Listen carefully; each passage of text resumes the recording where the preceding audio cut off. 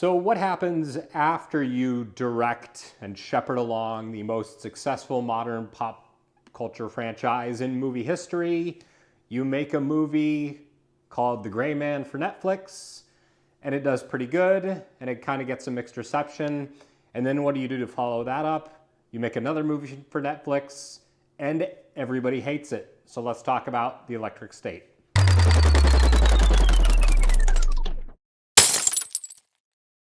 Thank you so much for checking out the video. Before we get started, I hope you would click the subscribe button and the notification bell. That way you know whenever I post new content. Also, please follow me over on Rumble if you're on that particular platform as well.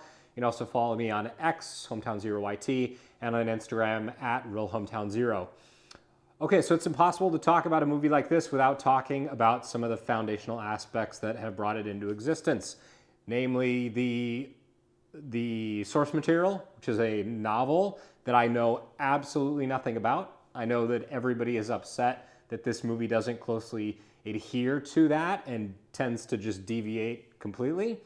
I can't speak to that particular aspect of it. The other part of the film is the directors. So Joe and Anthony Russo, they have had wildly successful careers. They were plucked from relative obscurity directing the TV series Community, which was a comedy series, which I also have not seen. Sorry. And then they directed Captain America Winter Soldier, which I think is still the best MCU movie. It was tremendous. It was awesome. Huge fan. And then they directed Captain America Civil War, its sequel. And then they did Avengers Infinity War and Avengers Endgame. They signed this deal with Netflix. They've made 2 movies for them. And then they're directing 2 more Avengers movies. I believe next year the first one comes out. So they have a lot of things going on. They're very good at doing that one particular thing, which is these big ensemble movies that adhere to a very specific way of doing things for Disney. And they've done a great job, an incredible job at that, and made Disney a ton of money.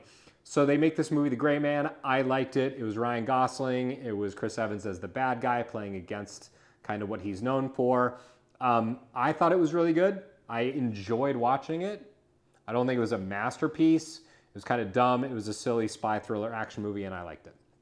So The Electric State is, again, coming into this completely blind, knowing nothing about the source material.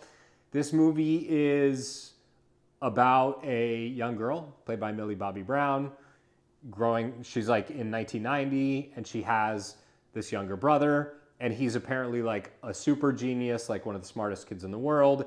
And something happens to him, and something happens to her parents, and she basically becomes orphaned and is living in foster care several years later after what has been this war, a war between autonomous robots and human beings.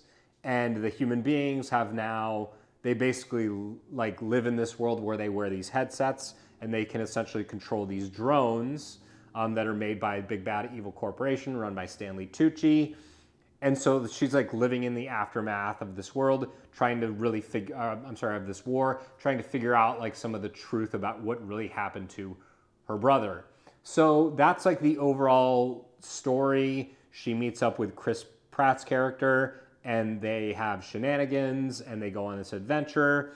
And it's kind of flat and stale. And I know the complaint is that it deviates a lot from the source material, and particularly the tone and the setting. I think the effects of this movie all look really, really, really good, as you would expect from a movie what is reported to be a $250 million budget. That's pretty much the only thing I think that's really good about it. Really disappointed to see the writers of all these Avengers movies come back and team up with these guys and make a movie that doesn't really resonate. I think Chris Pratt kind of plays Chris Pratt, which he's prone to do in a lot of his films. Instead of actually playing a character, it's just oh, there's Chris Pratt doing Chris Pratt things. And you see him only as himself. Millie Bobby Brown, I just don't think has the gravitas to pull off a movie like this that is actually written and designed to have some fairly emotional weight and heft to it. And I think she just isn't the right actor for this. All of the, there's actually a huge, hugely talented cast in this movie. Giancarlo Esposito. Obviously, I mentioned Stanley Tucci. Anthony Mackie actually does a pretty good job as like this like comedic sidekick robot. I think he actually does a pretty great job in that particular role. It's kind of hard to tell it's his voice with the effects they put on it, but I think he's actually one of the better parts of this movie. This is a movie that's like 2 hours long and feels longer than that, but probably actually should have been longer while feeling shorter. It makes sense in my head. I don't know if I'm explaining it properly. I don't think this world is fleshed out enough. I think it needed more time to do it while also having a brisker pace. I guess that's the way I would describe it.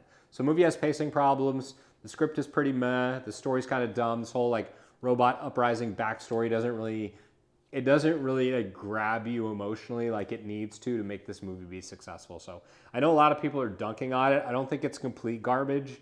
I think it's watchable. I think it's like watchable Netflix popcorn garbage. That's how I would describe The Electric State.